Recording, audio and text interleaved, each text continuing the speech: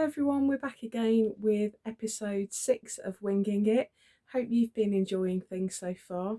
If you've been watching my Instagram, you'll have seen that our prompt this week is cool colours. I've been enjoying working in monochrome, but I think it's time for a bit of colour in our lives.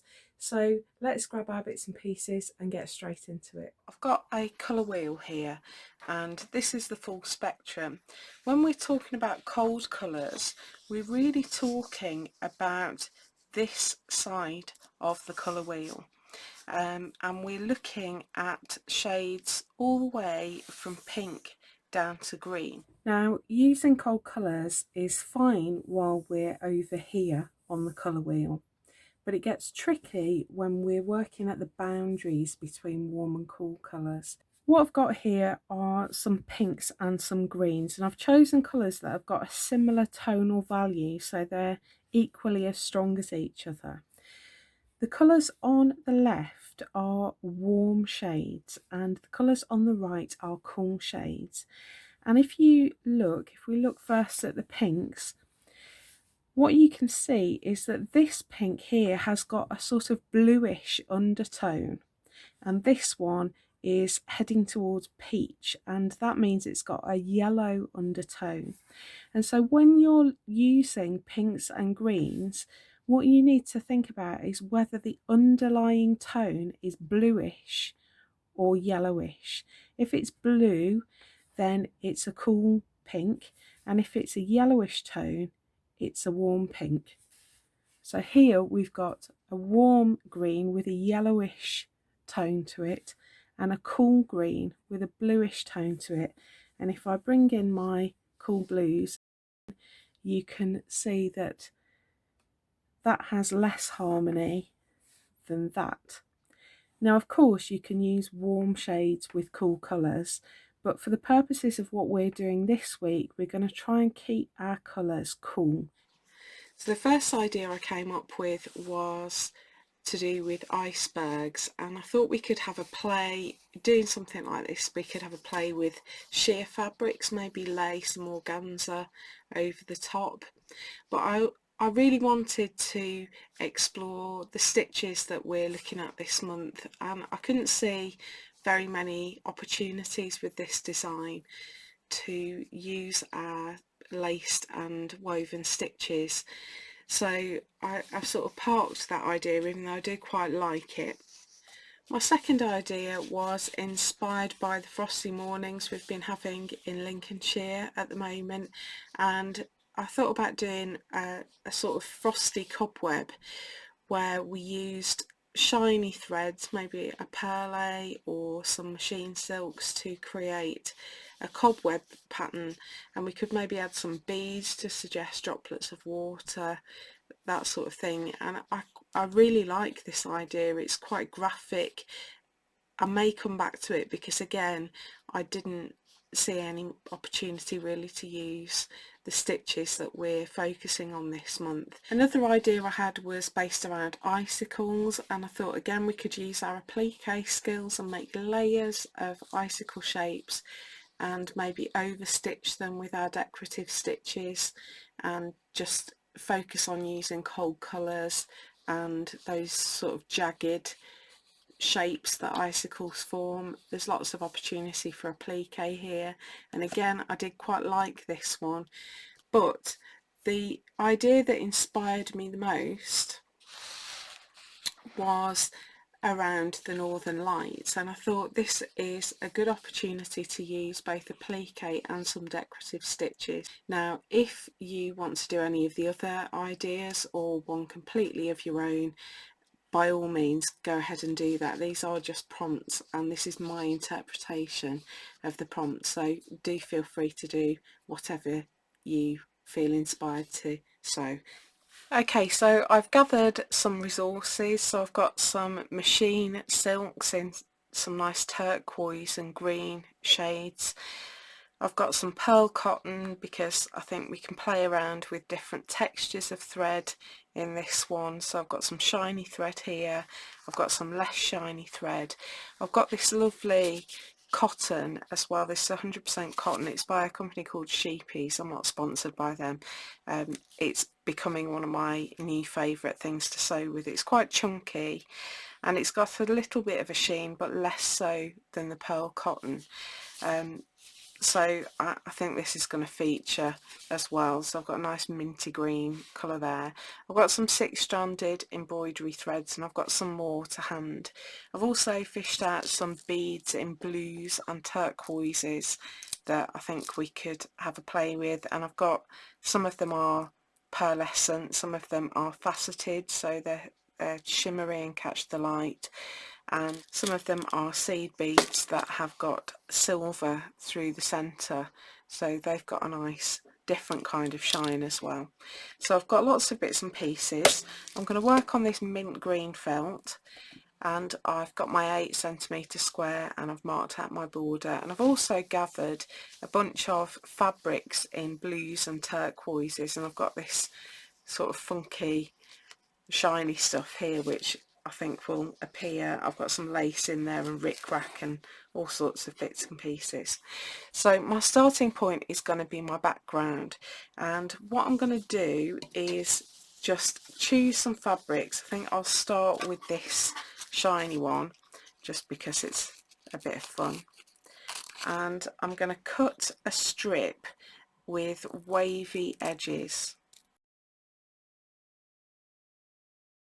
like that and lay it on. And what I'm going to do is just use lots of different fabrics. I've got some sari silk here. What I can do now is lay my curvy piece of shiny fabric over the top, and I've got another swirly edge there. So you only actually have to cut swirls really on every other piece. You can allow those swirls to create the swirls on the next layer. So there you see again, I've cut some curves and I can lay that there, and suddenly I've got some swirly patterns. So I'm going to lay those all over this piece of felt and create my background. I'm just going to make sure that my pieces always go slightly beyond my border so that when I trim them back I don't have any gaps. Okay, so I've arranged all my pieces and I'm now going to stitch them down. Now, one tip if you are really happy with your arrangement is to take a photo of it so that when you've taken all your pieces off to start stitching them down, you've got a record of the arrangement that you've chosen. So I'm just going to eyeball it. So at the moment the one that's at the back is this one here. So if I just take them off quite carefully, I can keep the arrangement in place, and I'm just going to running stitch this. I've just got some normal sewing cotton and I'll keep my stitches quite small. I quite like this sari silk because it's crumpled and I'm not going to iron it or anything like that. I quite like the texture that that creasing brings. So I'm only going to tack up to my border, and then I'm going to work up the border so I know where to trim when the time comes.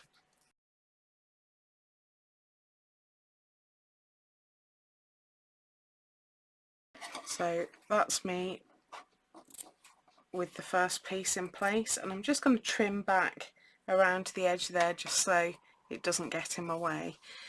So I'm now going to put on my shiny piece. Now, one thing to remember if you are using fabrics like this is that you only get one shot at sewing them, because once you've punctured a hole there's no going back. You can't ever get rid of that hole. So it's just something to be aware of.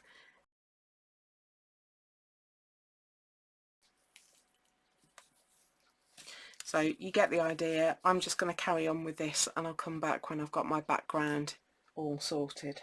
So I've tacked all my pieces down, and a little tip just to help you with your composition is to use an aperture. So I just cut this out of a bit of scrap card, and I've cut an 8cm square in the middle of it, and I can lay it over my piece and check my design, and so I'm not distracted by all those straggly edges. I can just see whether or not I like the arrangement, and I'm quite happy with that. You might also notice I've trimmed back the overhanging fabric, and I'm just gonna, before I start stitching, I'm just going to redraw my border, because if my embroidery goes too far beyond the boundary, I risk cutting off, when I trim this back, I risk cutting off the knots that are holding my embroidery in place. So I'm going to just make sure I don't do that. So I've got my guidelines in. I've got quite a strong pearl cotton here so that you can see it, and what I'm going to try and avoid is following the lines of the edges of my fabric. So what I want is for my stitching to meander all the way across. So I'm going to start in the middle, and I've got quite a strong blue here and quite a strong blue here, so a strong blue up the middle is going to look quite nice as part of my composition. So I'm going to start with a whipped back stitch, I think, and I'm going to try hard to not follow the lines of my fabric. Now your eye will naturally want you to follow, so you're going to have to force yourself not to. It might help you to draw some lines on that you're going to follow that don't match the edge of your fabric. Now the reason for this is partly functional. It's just some more stitching to help hold all your pieces down and stop them flapping about, but it's also for the look of it, because I want to create the illusion of 3 dimensions, and that these swirls of light are coming up from the ground in lots of different ways.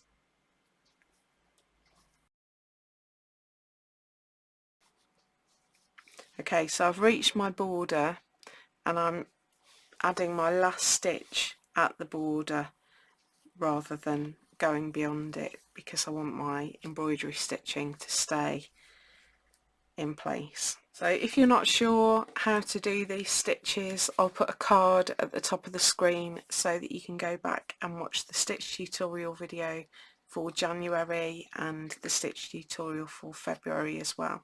So I've got my line of back stitch. It's gone a bit spiky up here. I'm not going to unpick. So I've got some of this mint green cotton now, and I'm going to whip this one. So if you remember, we're just going to start at the end of the line, and on the surface of our fabric we are going to just loop through each stitch, always going in the same direction. Okay, so we've got a nice line of whipped back stitch there. So I'm going to finish off my thread, and I'm going to just show you one more thing, because as well as I'm going to fill this with lines of decorative stitch, but I'm also going to add some beading as well. We've already talked about adding beads separately, but I just want to show you a couple of ways that you can add lines of beads. So the first way, if I just use some of these little pearl beads here, is you put your first bead on at the start, and then to make sure your next bead sits right next to it without a gap, you bring your needle up very close to that first bead, and take your needle back down right next to the first bead, and when you pull your thread tight, the bead will naturally sit right next to the bead you've just the first bead. So let me show you that again. So I've brought my needle up right next to that second bead,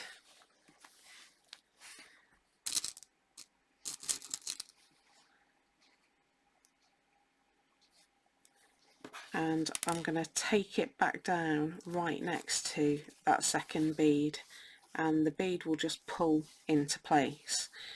And then, just as we learnt before, every few beads it's always worth putting a knot at the back to make sure you don't lose all your beads if the thread breaks. Okay, so the second way of doing it is to make a bead string. So I'm bringing my needle up next to that first bead, and now rather than putting on beads individually, I'm just going to thread some beads onto my, I'll only do a few and just show you. I'm going to thread some beads onto my needle and just let them drop down onto my thread. Okay, so I've got a little bit of a string of beads there, and I'm just going to let them fall down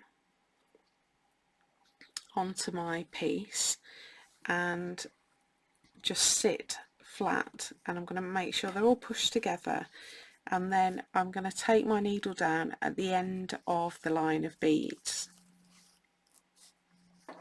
So I've added them all at once, but you'll notice it's quite loose there. So what I'm going to do is knot my thread at the back, which will help, just making sure it's pulled taut, because otherwise you're going to end up with beads that are loose.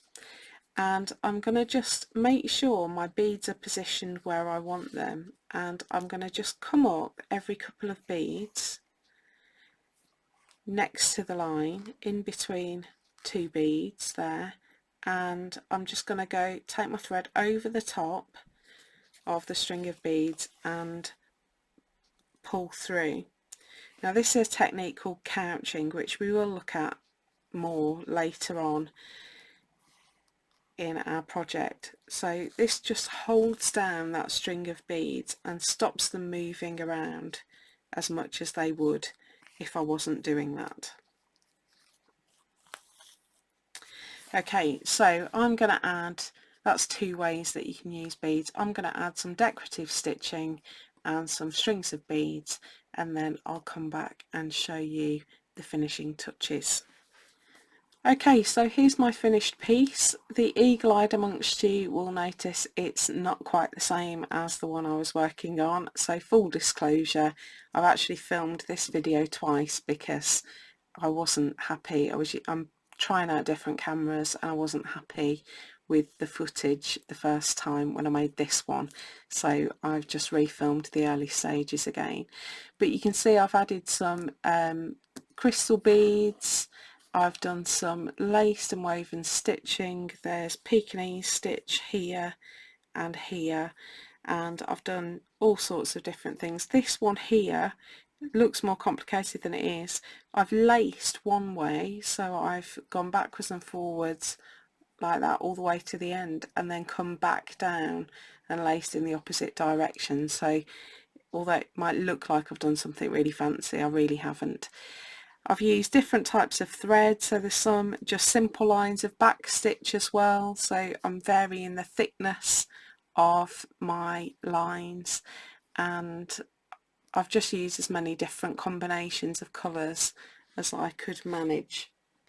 Now the last thing I've done is add some felt at the bottom, so I've just got some dark felt. You could use any dark fabric, it doesn't have to be felt, and I've cut two mountain shapes. I'll show you how I did that if I bring in my other demo piece.